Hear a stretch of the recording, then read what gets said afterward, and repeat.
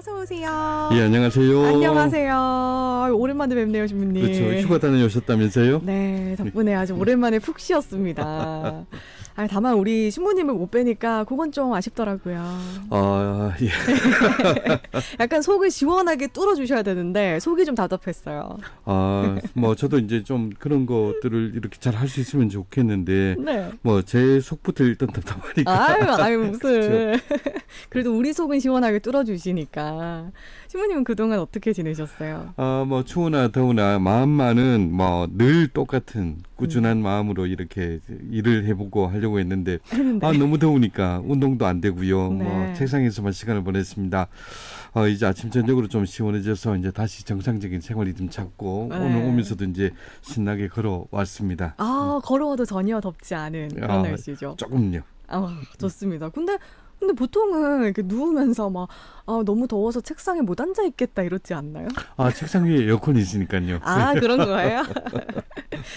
저도 사실 행복찻집에서 멀리 벗어나지 못하고 쉬면서 방송 다 챙겨 들었거든요. 네, 근데 또 이게 청취자 입장에서 들으니까 느낌이 또 다르더라고요. 원래 그 휴가라는 것을 하던 일로부터 좀 떨어져야 될 텐데 말이죠. 되는데. 그만큼 이제 이 시간에 대한 애정이 깊어서 이렇게 맞아요. 들으셨던 것 같은데요. 네. 사실 뭐 저도 휴가를 가면 그냥 노는 것보다 뭐 저는 공부하는 게 참 좋았습니다. 그래서 저처럼 이제 공부하면서 이제 휴가를 보낸 사람도 있고 한데 사람 생각과 처한 입장이 그만큼 다른 게 많죠. 네. 그러면 이제 관점을 바꿔보고 또 역지사지의 지혜를 발휘해보고 이런 것들이 우리 삶에 많이 도움이 되죠. 맞습니다. 신부님, 쉬는 날에 왜 공부를 하셔? 하고 이렇게 이상하다고 생각하면 안 되고, 역지사지. 이 역지사지 생각만 잘해도 웬만한 인간관계의 갈등은 다 사라질 것 같은데요. 지난주 방송 때 그 관계의 어려움에 대해서 끝번호 4050님이 문자를 보내셨다고요. 예. 제가 그걸 유심히 이제 봤는데, 관계 어려움을 토로하시는 그런 사연이라서요. 읽고 또 이제 화살기도 보냈습니다. 먼저 네. 밝혀놓고, 그 사연 안에 이제 실명들이 나오기 때문에 방송에서 직접 읽어드리기는 좀 못하지만, 대신에 제가 간단히 소개를 하자면 네. 이분은 의욕적으로 새로운 단체에서 활동을 시작하셨어요. 그런데 같은 교우들한테 뭔가 지적받는 일들이 잦아지면서 상처를 받았고 그 결과로 연락조차 하기 힘들 정도로 마음고생하고 계신다 하는 사연, 그런 사연으로 알아들었습니다. 네. 물론 그 짧은 사연만으로는 무슨 일이 있었는지 제가 잘 알기는 어렵지만 일단 뭐 위로의 말씀부터 드려야죠. 네. 그런데 이제 어떤 관계라도 갈등이라는 게 없을 수는 없고요. 갈등이 또 부정적인 것만은 아닙니다. 뭐 서로 죽고 못 살아서 결혼한 부부라도 갈등 겪잖아요. 그렇죠. 그리고 이제 그 갈등을 풀어가는 과정에서 나도 알 수 있고요. 내가 이런 사람이었구나. 내가 진짜 원했던 게 이런 거구나. 이런 것들을 알 수 있고 상대방에 대해서도 또 더 깊이 알게 되고 네. 그러면서 이제 비온 뒤에 땅 굳듯이 더 좋은 관계, 더 깊은 관계로 나아가죠. 교회 안에서 겪는 갈등도 마찬가지라고 생각합니다. 교회는 갈등이 없는 곳이 아니고요. 네. 또 그렇게 돼서도 안 될 것 같아요. 오히려 교회는 갈등을 평화롭게 풀어내고 용서와 화해의 기쁨을 얻는 방법을 배우는 곳, 이렇게 보는 게 좋을 것 같은데요. 네. 그러면서 우리가 다른 데보다 훨씬 잘하는 것들 있잖아요. 전례 중에 참여의식도 하고 용서에 대한 하느님 말씀도 계속해서 듣고 평화의 인사도 주고받고 무엇보다도 같은 그리스도의 몸을 나누어 먹는 네. 이 많은 일들이 화해와 용서의 기쁨을 얻으라고 우리에게 주어져 있는 것이거든요. 네. 주님의 기도 또 매일 바칠 때마다 저희에게 잘못한 일을 저희가 용서하듯이 뭐 저희 죄를 용서하시고 이렇게 기도하고요. 네. 그래서 이제 사연을 보내신 분께는 이 갈등이라는 소중한 기회를 통해서 마지막에는 결국 용서와 화해의 선물 정말 크게 받으실 것이다 하는 점을 먼저 말씀드리고 싶습니다. 끝이 보이는 거니까 네. 좀 용기를 잃지 마시면 좋겠고요. 그리고 이분 같은 경우에 새로운 단체에 선뜻 뛰어들어서 봉사를 시작할 수 있는 용기 이걸 한번 내셨는데 그 용기가 아무에게나 있는 것은 아니거든요. 맞아요. 예, 그만큼 용기가 있고 결단력도 있는 분이라면 지금 겪는 갈등을 회피하지 말고 잘 해결하실 수 있으리라 믿습니다. 네, 참 쉽지는 않겠지만 근데 이렇게 좀 사연이 소개되고 신부님께서 말씀을 해주시고 또 이런 관계의 회심에 대한 방송을 들으신 것도 다 하느님의 뜻이지 않을까. 섭리죠. 네, 다 그렇게 하라는. 네. 그래서 이렇게 오늘도 관계의 회심에 대한 이야기 이어가는데요. 오늘은 어떤 관점에서 다뤄볼까요? 작은 에피소드 하나 먼저 말씀드리죠. 지난번 이제 신호들을 시작할 때 본격적으로 이제 대화를 시작하기 전에 주교님들이 먼저 피정을 하셨습니다. 그때 피정 강론을 맡으신 분이 티모시 레드클리프 그 추기경 당시에는 신부님이셨어요. 근데 그분이 이제 강론을 시작하면서 첫 마디가 뭐였나 하면 죄송합니다. 저는 유럽 출신의 나이든 백인 남성 성직자입니다. 이거였어요. 센데요. 네, 이게 왜 죄송한 일이냐 하면 이분이 이제 깔고 있는 게 그거죠. 우리 교회가 유럽 출신의 연세가 있는 백인 남성 성직자를 중심으로 돌아간다. 이 인식을 이제 짚으면서 농담조로 이렇게 말씀을 시작하셨어요. 근데 이런 이제 인상들이 반대로 보자면 비유럽 출신이나 다른 피부색을 가진 사람들이나 여성들이나 또 중장년 남성이 아닌 다른 사람들은 마치 교회 안에서 주변에 머무는 느낌, 직설적으로 얘기하자면 차별받는다는 느낌을 충분히 받을 수 있다는 거잖아요. 네. 그래서 이제 저도 한번 물어보는데 주위에 물어보는데 가톨릭 교회에는 성차별적인 면이 있다. 이렇게 문장을 들려드리고 어떻게 생각하십니까 하면 자매님들은 많이들 그러세요. 그렇다. 이렇게 대답을 하십니다. 네. 그러니까 이제 최종 문서는 우리 교회에서 목소리를 듣기 힘든 사람들, 이 부류들을 나열하면서 우리가 회심해야 된다고 강조를 하고 있죠. 누구는 일방적으로 목소리를 내고 가르치기만 하고 누구는 또 일방적으로 듣기만 하는 관계, 이게 과연 이제 바람직한 관계일까 한번 생각해 봐야 되잖아요. 그래서 같은 신앙인인데 너무 쉽게 우리가 그 목소리를 지나치거나 또 충분히 존중받지 못하는 관계들은 뭐가 있을까 생각해 보자는 것이죠. 네, 좀 다소 민감할 수도 있는 이야기도 최종 문서에서 다 과감하게 다루는군요. 네.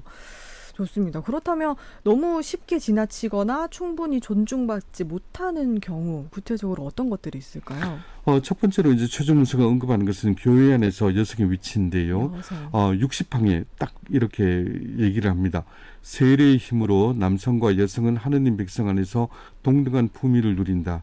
그러나 여성들은 교회 생활의 다양한 분야에서 그들의 은사와 성소와 위치를 더욱 온전히 인정받는 데에서 계속 장애물에 부딪히고 있고 이는 공동 사명을 위한 봉사를 방해한다. 방해한다. 예. 네. 또 최종 문서는 어린이와 청년들, 장애인에 대해서도 언급하고요. 혼인 성소 수도자들, 그리고 우리 눈에 잘 드러나지 않지만 신학자들처럼 묵묵히 교회를 위해 헌신하는 이들도 언급하고 있습니다. 다양하네요. 예. 그러면 우선 교회 안에서 여성의 위치, 여전히 자매님들의 희생과 봉사가 당연시되는 경우가 많긴 하잖아요. 예. 그래도 얼마 전부터는 로마 교황청 장관직에 여성들이 임명되는 걸 보면서 이제 변화가 시작됐나 싶던데 신부님께서 어떻게 보셨어요? 예, 최근 이제 교황청에서 이제 장관급의 직책을 맡으신 여성이 4분이 있는데요. 네. 교황청 전체의 장관급 자리가 대략 한 20개쯤 된답니다. 그 중에 4분이면 이걸 많다고 봐야 될지 적다고 봐야 될지 잘 모르겠는데 네. 어쨌거나 이제 변화가 시작되었다는 점은 분명하죠. 그런데 이제 희생과 봉사가 당연시된다 하니까 한 가지 생각나는 게 있는데요. 네. 지난 2019년에 그 브리튼스 갓 탤런트라는 그 그 경연 프로그램에 콜린 세커리라는 할아버지가 우승을 하셨어요. 근데 이때 출연하셨을 때가 할아버지 연세가 89이셨는데 한국 전쟁 참전 용사시죠. 우리하고도 인연이 있는 분입니다. 근데 이분이 먼저 세상을 떠난 아내를 위해서 Wind Beneath My Wings, 내 날개 밑에 바람이라는 노래를 부르셨습니다. 그 가사가 참 감동적입니다. 내가 독수리처럼 이제 하늘을 홀홀 날 수 있었던 것은 당신이 보이지 않는 바람으로 내 날개 밑을 받쳐줬기 때문이다. 참 그런 감사의 내용이죠. 네네. 그래서 이 노래를 부르는 이제 그 콜린 세커리 할아버지 모습을 보면 이게 희생과 봉사를 강요한다기보다는 정말로 순수한 감사의 노래다. 이걸 이제 쉽게 알 수 있습니다. 세상 어디에나 이렇게 희생하고 봉사하는 분들 계세요. 다른 사람 사람들이 빛날 수 있도록 그늘에 머물고 또 다른 사람들이 홀홀 날 수 있도록 그 날개를 떠받치는 바람 같은 분들. 네. 이게 우리 사목연구소의 또 모토이기도 한데요. 그래요? 아유, 바람처럼 이렇게. 근데 그 노고에 대해서 감사하는 것은 기본입니다만 감사합니다. 늘 그늘과 바람으로만 살도록 강요하는 문화가 있다면 그것을 바꾸는 것도 우리가 할 일이 아닐까 싶어요. 네. 최종 문서가 바로 그 얘기를 우리에게 들려주고 있죠. 그렇군요. 우선은 감사해야 하고 그리고 바꿔나가기. 기억하면서 말씀하신 이 노래 함께 듣고 이어가 보겠습니다. 네, 콜린 태커리 할아버지가 부르는 Wind Beneath My Wings 였습니다. 너무 감동적인데요. 찡해요. 이렇게 그러면. 그리고 빵톡에 한글 가사도 띄워드렸거든요. 한번 좀 다시 읊어보셔도 좋겠습니다. 컬러링으로 해둘까 봐요. 문득 든 생각이 우리 형제님들이 집에서 자매님들께 이런 가사 같은 멘트 좀 해주셔도 정말 관계가 좋을 거거든요. 너무 자주 하면 또 부작용이 있고. 내 날개를 받쳐줘서 고마워 하면서 아무튼 좋은 노래 잘 들었습니다. 최종 문서에서 교회 안에서 여성의 위치에 대해서도 다루고 있다고 하셨고 이번에는 청년, 어린이들을 살펴볼까요? 예. 그들을 존중한다는 건 어떤 의미일까요? 최종 문서부터 먼저 이제 인용을 해보죠. 공동체에는 어린이들의 목소리가 필요하다. 우리는 그들의 목소리를 경청해야 하고 사회의 모든 사람, 특히 정치와 교육에서 책임을 맡고 있는 사람들이 그들의 목소리를 경청할 수 있도록 노력해야 한다. 저는 이 구절이 놀라운 발상의 전환이 아닐까 생각을 하는데요. 어떤 분들은 어린이들을 가르쳐야 되고 만들어줘야 되고 뭐 이른바 잡아줘야 되는 존재라고만 여기는 것 같습니다. 제 개인적으로 참 듣기 민망했던 말이 그 잡아준다는 것이었는데 뭐 수학의 기초를 잡아줘야 된다. 영어의 기초를 잡아줘야 된다. 공부하는 습관을 잡아줘야 된다. 네. 그렇게 다 잡아주려다가 애 잡아요 소리가 참 먹구멍이 애 잡아요. 로봇은요 기능을 하나하나 계속 탑재를 해가면 되지만 사람은 그렇지 않거든요. 네. 그래서 그 얘기를 듣는 건 되게 중요한 것이죠. 명언이네요. 애 잡는다. 청년들도 그렇습니다. 젊은이들도 신호드적 교회 수유신에 이바지할 수 있다. 젊은이들은 특히 형제와 나눔의 가치에 민감하고 가부장적이거나 권위주의적인 태도를 거부한다. 교회를 향한 젊은이들의 태도는 때때로 비판적이기도 하지만 흔히는 사회 불의에 맞서 싸우고 공동의 집을 돌보는 데 헌신하는 환대 공동체를 위한 개인적 노력이라는 긍정적인 모습을 취하고 있다. 젊은이들이기 때문에 기성세대에 대해서 비해서 이제 순수한 면이 있죠. 어른들은 이제 이해관계 이런 걸 환히 알기 때문에 네. 때로는 옳은 일에는 눈 감고 잘못된 일에 침묵하고 뭐 이런 일도 있겠지만 젊은이들은 그러면서 좀 한 발짝 더 나가는 면들이 있습니다. 네. 물론 그렇게 해서 이제 비판하고 또 항의하고 할 때 경험과 지식이 부족해서 그게 좀 미숙한 방법일 수는 있어요. 그럼에도 불구하고 그 거친 목소리, 미숙한 목소리 안에 담겨 있는 진실을 우리가 귀하게 듣는다면 우리 교회가 훨씬 더 교회다운 모습을 갖출 수 있지 않을까 생각을 합니다. 네, 그들의 목소리에 귀를 기울이는 거. 근데 저도 교회의 청년이잖아요. 네. 청년들이 모이면 그런 말을 많이 듣거든요. 막 어른들이 평소에는 우리가 하는 거에 관심이 없다가 네. 이제 행사 때면은 항상 뭐 건장하니까 하면서 네. 일하는데 좀 당연히 동원돼야 하는 사람으로 여기고 네. 그 말은 귀하다 하면서도 너무 그냥 부려지는 사람들인 것 같다. 네. 이런 말을 많이 하는데 많은 분들이 근데 본당에서 봉사를 하시잖아요. 예. 근데 왜 청년들은 이렇게 느끼는 걸까요? 글쎄, 그걸 이제 처음 이제 기획하고 하는 단계에서부터 우리가 공감을 하고 우리가 지금 이런 일을 목표로 하고 있는데 우리 공동체로서 어떤 일을 해볼까 처음부터 얘기를 했다면 아마 청년들도 그렇다면 우리가 그 안에서 우리 나름대로 이렇게 길할 수 있겠구나 스스로 결단하고 합류할 수 있겠는데 네. 얘기가 다 되고 난 다음에 와서 이거 해. 누군가는 해야 되니까 너희들이 해. 네. 이건 강요가 되죠. 결국 그 과정에서의 어떤 대화네요. 그렇죠. 맞네요. 좋습니다. 그럼 이번에는 청년에 이어서 장애인에 대한 존중의 관계도 살펴볼까요? 최종 문서 63항인데요. 그 장애인들에게 온정적으로만 보는 것, 그 장애인들을 온정적으로만 보는 것은 문제다 이렇게 지적을 합니다. 불쌍하다는 마음으로 동정하는 태도로 장애인들을 만나는 것 이걸로는 부족하다는 것이죠. 장애가 있다고 해서 그분이 세상과 교회에 기여할 것이 없다 이렇게 속단할 수 없습니다. 마르코 복음에 그 예수님께서 가난한 과부 한 사람의 헌금 이야기 나오잖아요. 과부 한 사람이 헌금함에 렙톤 두 잎을 넣는 것을 보시고 저 가난한 과부가 헌금함에 돈을 넣은 다른 모든 사람보다 더 많이 넣었다 이렇게 말씀하시는 그 대목이 있지요. 겉으로 드러나는 것보다 그 하나님께서 보시는 것은 또 다른 면들입니다, 그죠? 그러면 이제 예를 들어서 요즘 이제 뭐 거리에서도 가끔씩 뵙는데 뭐 이제 뇌졸중을 앓으셨다거나 해갖고 재활을 중인 그 어르신들이 지팡이를 짚고 뭐 한쪽 다리, 한쪽 팔을 잘 못 쓰시지만 힘들게 걸어오셔서 이제 성당에 들어오셔요. 그럼 그분이 이제 미사에 오셔서 그 자기 시간을 봉헌하는 이 행위는 정말로 과부의 그 동전 두 잎처럼 우리 전례를 정말로 풍성하고 아름답게 만들어주는 좀 큰 봉헌이 아닐까. 그러면 그런 일들이 잘 일어날 수 있도록 같이 돕고 귀하게 여겨주고 또 기다려줄 줄 알고 이런 것들이 이제 교회다운 모습이 아닐까 싶거든요. 네, 그냥 무조건 뭐 못할 거다, 불편해할 거다, 속단하지 않고 하기. 맞아요. 그렇게 오시는 것만으로도 되게 귀감이 될 때가 있더라고요. 뭐 이런 상황 외에도 뭐 스스로 주변인이라고 부르는 이들도 좀 살펴봤으면 하는데요. 특히 이혼을 하신 분들, 아무래도 교회가 가정의 중요성, 혼인 성사를 강조하다 보니까 좀 이혼한 분들은 성당 나오기를 좀 어려워하기도 하더라고요. 맞습니다. 이제 예전처럼 가정을 이루고 사는 것이 당연한 시대가 아니죠. 이제 혼인이 필수가 아니다, 선택이다 이런 얘기도 많이 들리고요. 또 뭐 결혼 안 하고 싶어서 안 하는 것도 아니고 또 맞아요. 다양한 경우가 있죠. 참 다양합니다, 그죠? 네. 이혼을 하거나 독신으로 사는 경우들도 많은데요. 그래서 이제 최종문서 64항에는 혼인 성사를 강조하면서 말을 조금 더 붙여요. 혼인과 성윤리에 관한 교회의 성전과 가르침을 자신들의 삶의 원천으로 인식하고 이에 충실하려는 선택으로 홀로 살아가는 삶을 받아들인 모든 사람에 대한 친밀감과 지지를 다시 한번 표명하였다. 이거 왜 들어가는가 하면 기존 가정의 형태 안에 살지 않는다고 해서 다른 사람들한테 쉽게 판단받아서는 안 된다는 얘기거든요.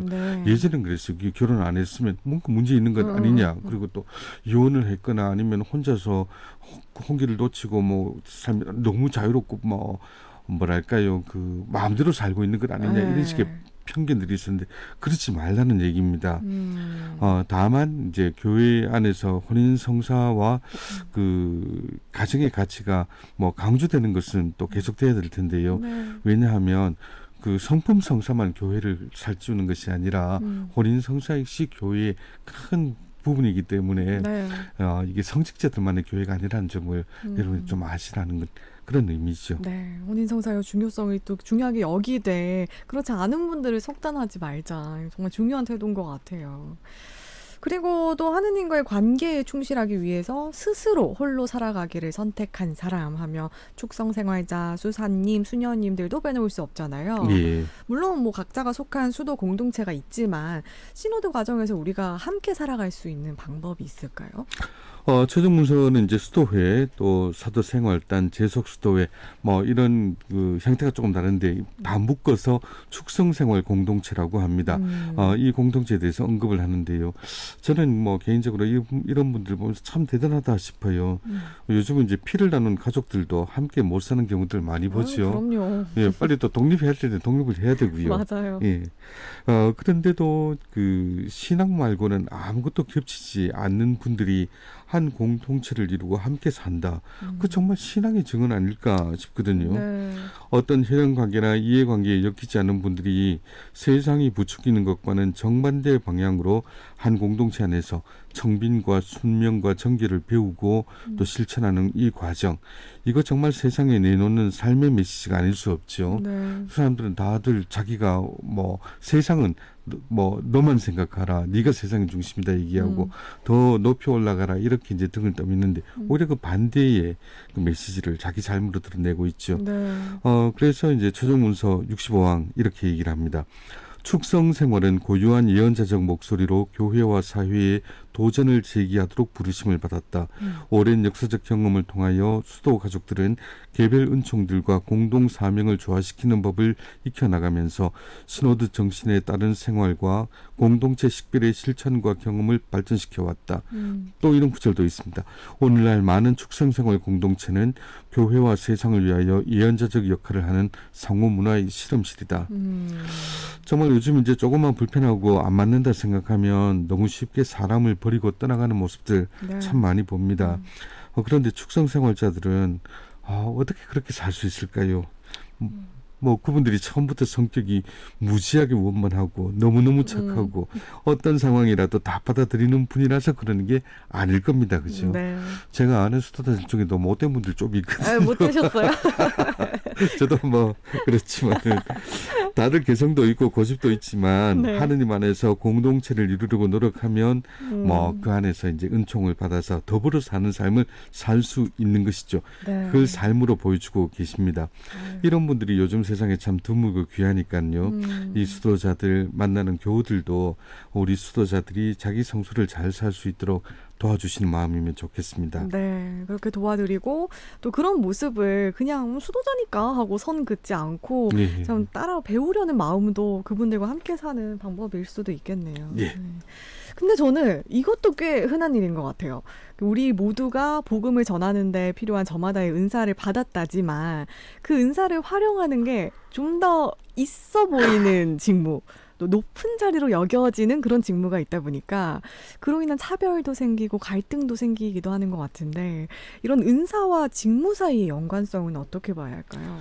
은사라 하면 우리가 신앙인으로서 교회와 세상에 봉사하도록 맡겨져 있는 하나님의 선물이죠. 이건 누구한테나 주어진 겁니다. 근데 우리는 그 은사를 다양한 방법으로 봉사에 활용하게 되는데요. 네. 노래 잘하는 은사를 받으신 분들 선거를 통해서 빛내고 있고요.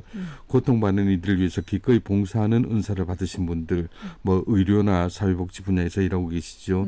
또 우리 작가님이나 오디처럼 방송을 통해서 봉사하는 경우도 있습니다. 네. 그런데 이런 봉사 가운데 어떤 봉사는 그냥 한 번, 두 번 아니면 뭐 개인의 자발적인 의사만으로는 부족해서 안정적으로 이루어질 수 있도록 법적으로 설정된 직책이 됩니다. 네. 요것을 교회 직무라고 하는데요. 요 대목에서 이제 교회법을 잠깐 보자면 네. 교회법은 직무를 이렇게 정의합니다. 영적인 목적을 위해 신적 또는 교회적 규정에 따라 안정적으로 설정된 것. 이게 교회법 141조 1항인데요. 지금까지는 교회 직무라 하면 주로 성직자들의 일로 이제 알아들었고 그렇게 설정을 했었습니다. 네. 그리고 평신도들은 교회 직무를 맡는다는 건 교회 직무는 뭐 성직자들 것도 아니냐. 우리는 그냥 세상 속에서 어떤 직무를 받았지 뭐 네. 이렇게 얘기를 하시죠. 맞아요. 그리고 또 교회 안에서 중요한 일이라서 누군가가 안정적으로 그 자리를 맡아서 꾸준한 역할을 해야 되는 것. 이거를 이제 보면 성직자들의 직무만 이렇게 인정해주고 평신자들의 직무는 그러면서 좀 소홀하게 다룬 면도 없지 않아 있었습니다. 네. 그래서 이제 최종문서 66항이 공동체가 어떤 그 역할을 보고 이거 교회 직무로 하자. 교회가 안정적으로 이 자리를 만들고 이 자리가 운영되도록 쭉 제도적으로 운영하자. 이거를 갖다가 한 번 더 깊이 얘기를 해볼 수 있다고 얘기를 하고 있어요. 그 직무 그리고 만들기요. 그래서 그걸 이제 공동체가 함께 식별해 보자. 이렇게 권하는 것이죠. 네. 어떤 은사가 우리 공동체에 안정적으로 필요하니까 그 직무는 교회 직무로 하자. 이런 얘기를 할 수 있다는 겁니다. 실제로 우리 교회 역사에서는 지금은 없는 그 재미있는 은사들이 많은데요. 네. 대표적인 것이 이제 과부단이라는 게 있습니다. 그 남편을 잃은 과부. 예, 라틴어로 오르도 비두아룸이라고 하는데요. 좀 이상한 이름이죠. 과부단? 와, 시비하는 단체 같은 느낌도 들고. 예, 여기서 이제 과부라고 번역되는 비두아는요, 단지 남편을 먼저 떠나보낸 여성을 뜻하는 것이 아니었습니다. 신약성경 디모테후서 같은 데서 과부들 얘기 나올 때 그게 꼭 남편 떠나보낸 사람들만을 위한 얘기가 아니었어요. 네. 그게 아니라 결혼 생활을 지금 하지 않으면서 교회에 봉헌되는 그런 독신 여성들을 뜻하는 말이었습니다. 그래서 이제 3세기 문헌 중에 사도 전승이라고 있는데 여기에서 이 과부단 어떤 일을 하는가 주로 교회 안에서 기도하는 역할을 하는 분들 이렇게 이제 정해져 있었어요. 네. 그러니까 초대나 고대 교회는 이 과부단을 단순한 사회적 신분이 아니라 교회 공동체 안에서 특별한 신분과 봉사를 수행하는 사람들의 집단 이렇게 받아들이는 전통이 있었다는 것이죠. 네.